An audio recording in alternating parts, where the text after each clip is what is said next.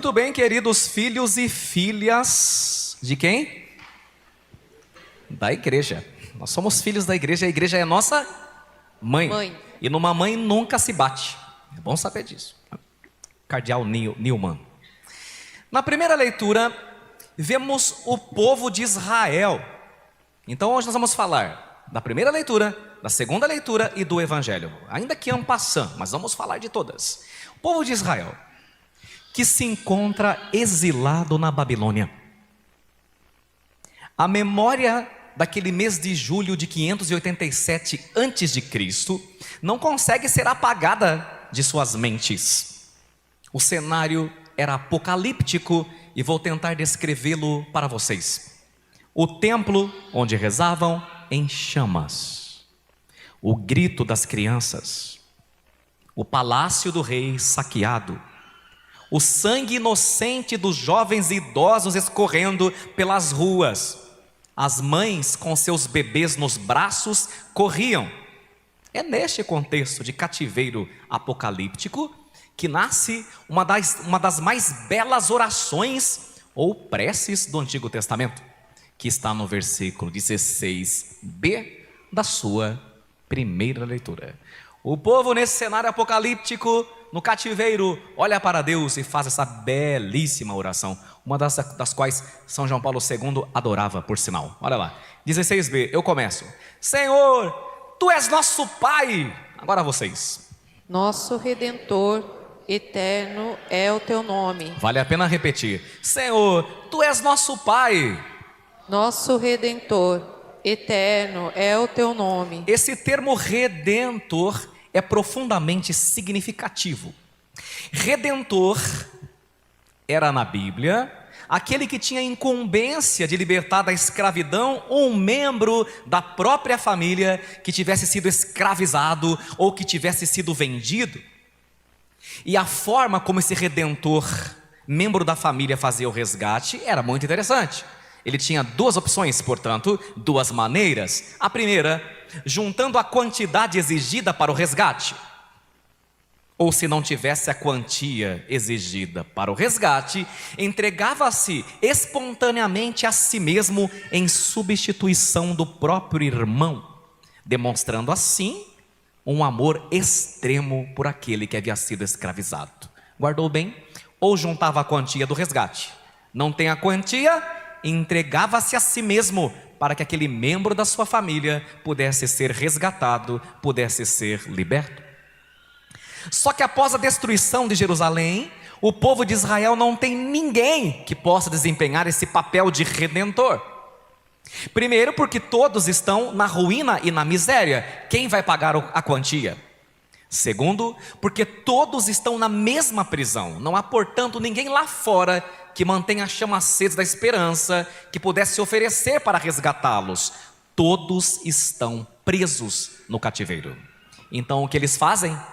Apelam a Deus e dizem: Senhor, nós estamos nesse cativeiro por justa causa, porque fomos infiéis à aliança que o Senhor selou conosco, mas nós não temos mais ninguém com quem contar, mas Tu és nosso Pai, Tu és o nosso único Redentor, portanto, Senhor, é a Ti que nós clamamos. E aqui está a primeira lição desse primeiro domingo do Advento. Veja, o povo não entendeu porque, embora Deus fosse todo-poderoso, eles fossem parar naquele cativeiro. Mas com o tempo eles entenderam que as más escolhas deles haviam levado eles para lá e que eles ainda podiam contar com a misericórdia de Deus. E aí então tiveram que aprender a duras penas, como às vezes alguns de nós, que por vezes o único modo que Deus pode nos mostrar que Ele está no controle é nos colocando em situações que nós não podemos controlar. Então guarde essa primeira coisa.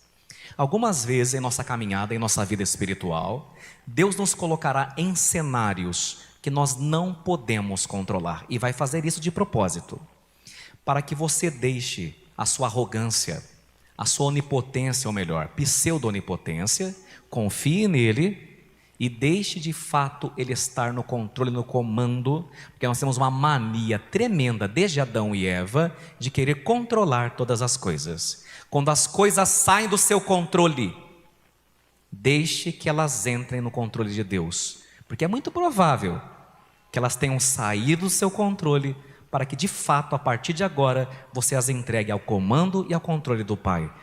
O povo de Israel teve que aprender a fazer isso. E depois disso, eles conseguiram se livrar do cativeiro da Babilônia. E essa é a primeira coisa.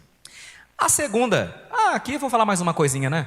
Mais uma coisinha. Eu expliquei o que é redentor, você lembra? Pagava a quantia de resgate, ou se não tivesse dinheiro, fazia o que mesmo? Se entregava. E muito bem. Uma das 7 maravilhas do mundo está no Brasil, no Rio de Janeiro, e se chama? Cristo Redentor. Porque ele não pagou nosso resgate com dinheiro, não é verdade? O que ele fez?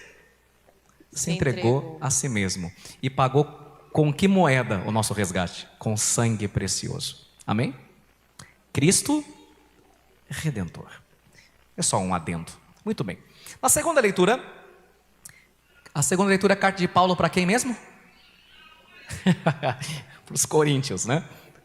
Não é Corinthians, né? Corinto era uma cidade, né? Uma cidade. Muito bem. Na segunda leitura, vemos os cristãos já libertos pelo divino Redentor, o Senhor Jesus. A promessa da libertação já havia se cumprido. Mas embora os membros da igreja de Corinto tivessem acolhido a boa nova da salvação com entusiasmo, aos poucos foram recaindo nos vícios na vida passada. Por isso São Paulo lhes escreve essa cartinha que lemos hoje. E São Paulo lhes escreve não para puxar a orelha, por incrível que pareça, mas para lhes dar esperança para que os membros da comunidade de Corinto não se deixem vencer pelo desânimo e pelo pecado. Que quando a gente cai no pecado, a gente desanima, não é verdade? Eu conheço um monte de gente que para de vir à missa depois que cai no pecado, né? Aí fala assim, padre, parei de ir, fiquei uns 2, 3 meses sem ir, eu não podia comungar mesmo, né? Pronto, foi pego por Satanás, né? Ainda que você não tenha coragem de se confessar, você deve vir à missa. Porque ainda que você não comungue a Santa Hóstia, você recebe a palavra e a bênção de Deus, meu filho. E a igreja é um hospital, é para doente, tá? Então tá em pecado? Vem para a missa, meu filho. Vai se entregar não, tá? Fica a dica. O interessante disso tudo é que ainda que esses cristãos de Corinto tenham muitos defeitos, eles não são apresentados como modelo pelo apóstolo. Que engraçado. Não sei se você percebeu. São Paulo fala assim para eles: vocês que são irrepreensíveis. Interessante, né? Pensa comigo. Você é uma pessoa na santidade irrepreensível? Sim ou não? Claro que não. Nenhum de nós é irrepreensível. O único irrepreensível é quem? É Deus. E uma mulher chamada Imaculada. A gente não é, né?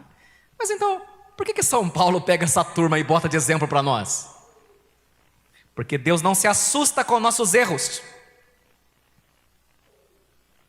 Porque Ele já nos conhecia bem antes. Deus já conhecia nossos erros. Em outras palavras, quando Deus nos fez o chamado, Ele já contava com a nossa estupidez e os nossos erros. E tudo isso não será obstáculo para Ele, porque Ele é maior que tudo isso. Como é reconfortante saber que Deus é maior do que todos os nossos erros somados de toda a nossa vida. A misericórdia é maior. Deus poderá nos salvar, não obstante a nossa miséria, a nossa fraqueza, a nossa pouca constância, porque Ele é maior do que tudo isso. Se nós deixarmos Ele no comando, Ele vai conseguir nos salvar, mesmo a gente sempre lhe atrapalhando. Porque no que concerne a Deus, meu filho, a gente mais o atrapalha do que o ajuda.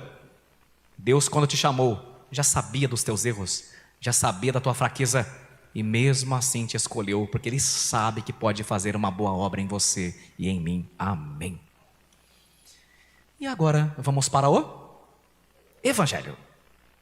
Por que o Senhor da parábola vem de noite e não de dia? Mas por que essa preferência pela noite? Já reparou? Já faz alguns domingos lá da Virgem, lá, o noivo chegou quando? De noite, né? O ladrão vem que horas? De noite, mas tudo de noite, não pode ser de dia. Há um sentido teológico dessa noite. Os rabinos do tempo dos apóstolos ensinavam que Deus interveio na história do mundo durante as 4 grandes noites. Mas quais são estas noites? Eu vou explicar. A primeira noite na qual Deus interviu no mundo foi no momento da criação, Pois antes de o mundo ser criado, não havia ainda o sol, nem a lua, nem as demais estrelas. Havia escuridão. Gênesis 1:2. A terra era vazia e sem forma, e havia trevas sobre a face do abismo. Portanto, a primeira vez que Deus começou tudo, era de dia ou era de noite? De noite. Como nós sabemos? Porque o sol não tinha sido inventado ainda. A segunda vez na qual Deus interviu no mundo foi quando ele selou a sua aliança com nosso pai Abraão. Gênesis 15:5, ele disse para Abraão estéril: olha para o céu e conta as estrelas, se é que podes. E prometeu: será assim a tua descendência, a tua posteridade. Gênesis 15:5. Como sabemos que era noite? As estrelas. Olha para as estrelas. Era noite. A terceira noite é aquela que chamamos mãe de todas as noites. A noite da libertação de Israel do Egito. A Páscoa que rememoramos no Sábado Santo. Nosso Senhor ressuscita quando ainda estava escuro, quando ainda era noite. Êxodo capítulo 12, versículo 42. Por isso os cristãos desde o início escolheram a noite para celebrar os seus maiores mistérios. Por exemplo, o batismo dos adultos na noite do Sábado Santo, na Páscoa. O Santo Natal, noite feliz, na tradicional missa do galo. E um detalhe, quando a escuridão é mais profunda, Jesus nasceu. Quando a escuridão era mais profunda, Jesus ressuscitou. A noite é o período no qual se espera pela luz. Então agora podemos falar da quarta noite. Mas que noite é esta? A futura noite, aquela na qual Deus intervirá para romper todos os grilhões, todas as cadeias, acabar com toda a escravidão e criar um mundo novo, até o dia de nosso Senhor Jesus Cristo, do qual nos fala o apóstolo na sua segunda leitura. Esta quarta noite, queridos filhos e filhas, diz respeito ao tempo inteiro de nossa vida nessa terra. Todos vocês que me ouvem, colocando eu, estamos na quarta noite, aguardando o dia definitivo do Senhor. Alguns vão ficar nessa quarta noite 40 anos, 70, 80, 90, mas todos que caminham pela terra estão na quarta noite. Quando tudo é luz, nós sabemos encontrar o rumo certo. Porém, mais tarde, inevitavelmente, vêm as noites escuras. Daquela musiquinha que você gosta, que você cantava e canta. Ainda se vier noites traiçoeiras, noites da desventura, noites da doença, noites da dor, noites da incompreensão, da traição, da velhice, da solidão, dos golpes financeiros. Neste momento e nestes momentos, como povo da primeira leitura, não temos mais a quem nos dirigir, sentimos-nos sós, não há ninguém do nosso lado, e é nesse momento que o Senhor aparece como nosso Pai, como nosso Redentor, e nos pede para vigiar, cultivar a confiança nele, que vem para iluminar a nossa noite escura. Portanto, queridos filhos e filhas, a mensagem para nós cristãos nesse domingo primeiro do Advento é: não podemos dormitar, nem nos comportar como as demais pessoas que dormem, que nem sequer sabem de onde vieram nem para onde vão. Não podemos nos misturar à massa dos que, como os homens e mulheres do tempo de Noé, antes do dilúvio, viviam na sodomia, na embriaguez, no adultério, na fornicação, na mentira, na violência. Porque você, batizado e batizada, não é qualquer um. Você não é Maria, vai com as outras. Mais do que nunca, aquilo que nossa mãe falava quando a gente era adolescente: você não é todo mundo. O Senhor está dizendo hoje para nós: você não é todo mundo. É muito interessante como nosso Senhor se referia àqueles que não o seguiam. Ele dizia: deixe que os mortos enterrem seus mortos. Portanto, todo homem e mulher sem Jesus não passam da verdade de mortos que caminham, walking deads. O seguidor de Jesus era, na verdade, um homem que acordou, que despertou. Mas como é que a gente se mantém desperto, filhos e filhas? Como que a gente se mantém em vigilância? Eu vou lembrar você. Vamos lá. Para manter-se acordado, comigo, repete aí. Leitura da palavra. Leitura da palavra. Diariamente. Diariamente. Ah, eu não posso. Tem no celular. Tem aplicativo. Você não faz porque não quer, por preguiça. Tem no celular. Não precisa nem abrir a Bíblia. Leitura da palavra diariamente. Né? Segunda coisa, missa. Pode repetir. Missa.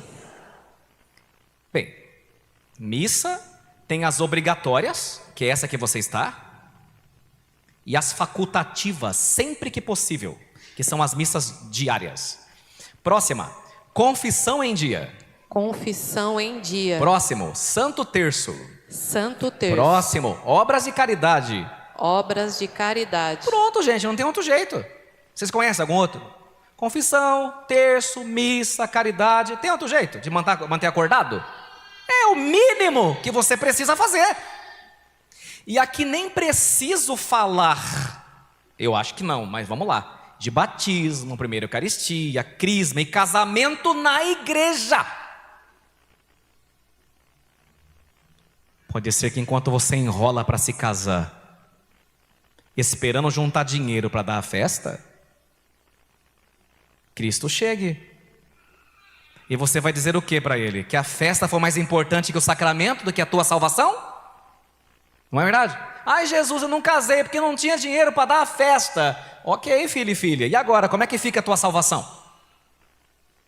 Nós temos de nos manter despertos enquanto é tempo, colocando a vida em dia. Por fim, termino com um pequeno diálogo entre dois jovens universitários, um católico e outro pagão. O jovem pagão disse ao jovem católico: você vive se confessando e sentindo-se mal após cada pecado. Que bobagem, cara. Eu bebo até cair, pego todas as minas, não vou na igreja, estou aqui de boa e nada me acontece. O jovem católico lhe respondeu: ok. O que acontece se você colocar um imenso elefante em cima de um defunto? Ele irá reclamar? O amigo lhe respondeu: não acontece nada, claro. Então o jovem católico lhe perguntou: e por que não acontece nada? E o jovem pagão respondeu: porque o cara está morto, né? Então o jovem católico, olhando para ele na cantina da faculdade, disse: pois é, quem não tem Cristo está morto, meu amigo, meu irmão. É por isso que você já não sente mais nada. Enquanto você cometer um pecadinho e ficar mal, ô glória, ô glória. Entendeu? Quando você fala, puxa vida, eu não posso entrar na comunhão porque eu estou me sentindo mal, ô que maravilha. Agora, quando você começar a pecar, errar e não sentir mais nada, cuidado, você pode ser um morto que caminha. Portanto, queridos filhos e filhas, nós queremos terminar a nossa pregação com uma frase de Jesus, que está no seu folheto, na linha de baixo. Veja aí, no seu folheto, na linha de baixo. Não tem uma linha traçada aí? Vamos terminar com ela, todo mundo junto. Começa com cuidado, vamos lá. Cuidado. Cuidado. Ficai atentos. Ficai atentos. Porque não sabeis quando chegará o momento. O que vos digo a todos. Vigiai. Glória ao Pai, ao Filho e ao Espírito Santo. Como era no princípio, agora e sempre. Amém. Amém.